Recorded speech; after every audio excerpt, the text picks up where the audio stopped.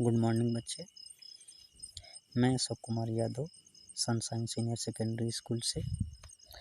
आज हम कक्षा 4 का हिंदी, जिसका शीर्षक है वर्ण तथा शब्द विचार, इसी को आज पढ़ाया जाएगा। तो सबसे पहले वर्णमाला के बारे में जान लेते हैं।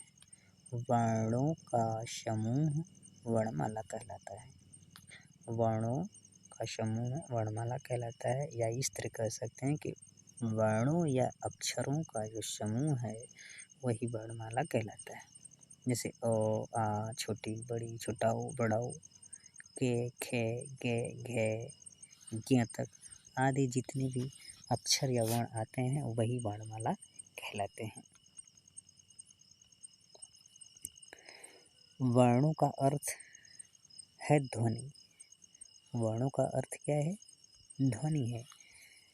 भाषा की सबसे छोटी ध्वनि को वर्ण कहते हैं। वर्ण का अर्थ है ध्वनि। भाषा की सबसे छोटी ध्वनि को वर्ण कहते हैं। जैसे के, खे, गे, घे, ए आदि होता है। भाषा की सबसे छोटी जो ध्वनि होती है वो वर्ण कहलाती है या अक्षर कहलाती है। जैसे ए, के, खे, गे, घे। वर्ण के प्रकार। वर्ण के प्रकार, वर्ण के दो प्रकार हैं, स्वर वर्ण, व्यंजन वर्ण। वर्णों के दो प्रकार हैं, स्वर वर्ण और व्यंजन वर्ण। तो स्वर वर्ण के बारे में जान लेते हैं। स्वर वर्ण के बारे में आज जान लेते हैं। स्वतंत्र रूप से उच्चारित होने वाली ध्वनियाँ जो हैं स्वर कहलाते हैं। स्वतंत्र रूप से उच्चारित होने वाली ध्वनियाँ स्वर कहलाती हैं। जैसे अ से अ तक के वर्ण, अ से जो है अ तक के वर्ण जो है स्वतंत्र होते हैं। आगे देख लेते हैं। अब अयोगवाह के बारे में जान लेते हैं। अब जो है अयोगवाह के बारे में जान लेते हैं। अंग तथा अ स्वर तथा व्यंजन के बीच की स्थिति वाले वर्ण हैं। अंग तथा अ स्वर तथा व्यंजन के बीच की स्थिति वाले वर्ण हैं। इनका उच्चारण अ के बिना संभव नहीं होता है, इसीलिए इन्हें अयोगवाह कहते हैं। अ को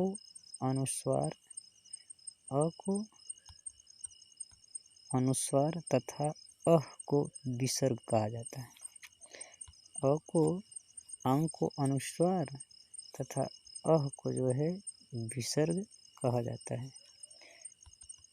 अनुस्वार व्यंजन का चिन्ह है। अनुस्वार जो है व्यंजन का चिन्ह है, जिसको हम इस तरह करके दिखाते हैं। अनुस्वार व्यंजन का चिन्ह है। अनुनासिक के बारे में जान लेते हैं। अनुनासिक ही चंद्रबिंदु है। चंद्रबिंदु अनुनासिकता का चिन्ह है। यह स्वर का गुण है। इसे लिखने के लिए प्रत्येक स्वर या उसकी मात्रा के ऊपर चंद्रबिंदु लगाया जाता है। जैसे आ, आँख, ऊ, ऊँट, यहाँ पे इस तरह चंद्रबिंदु लगेगा। ये है। अनुस्वार के बारे में देख लेते हैं। यह क वर्ग आदि पांचों वर्गों का पांचवा वर्ण ङ, ञ, ण, न, म है। अनुस्वार जो होते हैं हर 5 वर्ग माने जाते हैं। जैसे क वर्ग में 5 अक्षर होते हैं। जैसे क, ख, ग,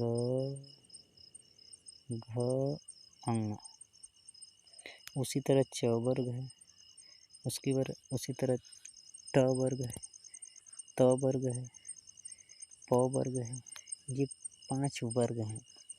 इन वर्गों में जो है, इन वर्गों का सबसे अंतिम वर्ण जो होता है वो अनुस्वार है। जैसे क वर्ग में क, ख, ग, घ, ङ, यानी जो 5वां वर्ण है वो अनुस्वार है।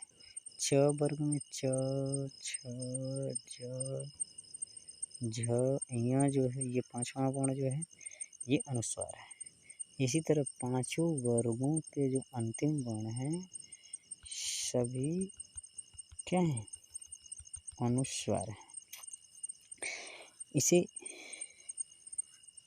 वही है ङ, य, ड़, न, म, ये 5 वर्गों के अंतिम अक्षर हैं। इसे हम अनुस्वार कहते हैं।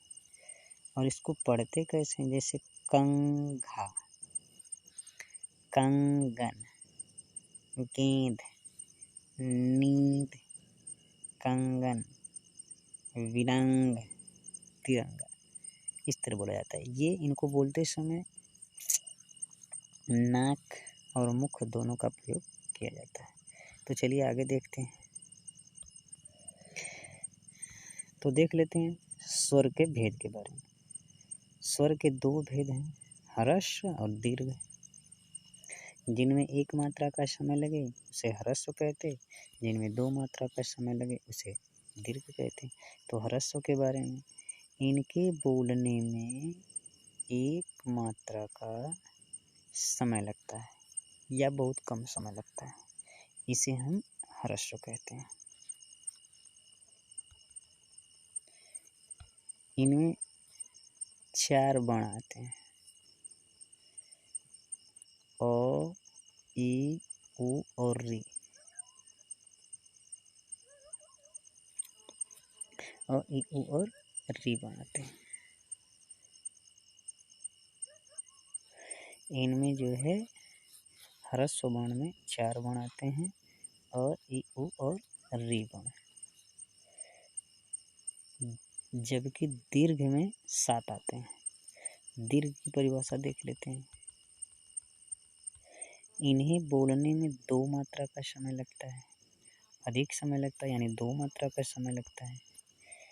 जैसे आ, ई, उ, ए, ऐ, ओ, औ। दीर्घ वर्णों की संख्या जो होती है वो 7 होती है। ह्रस्व वर्णों की संख्या 4 होती है, जिसमें हम भूल गए हैं एक, जिसका नाम है री, ये भूल गए हैं। इसमें अ, ई, उ ये 3 दिए हैं, री भूल गए हैं, री है इसमें। ह्रस्व वर्णों की संख्या 4 और दीर्घ वर्णों की संख्या जो होती है वो 7 होती है।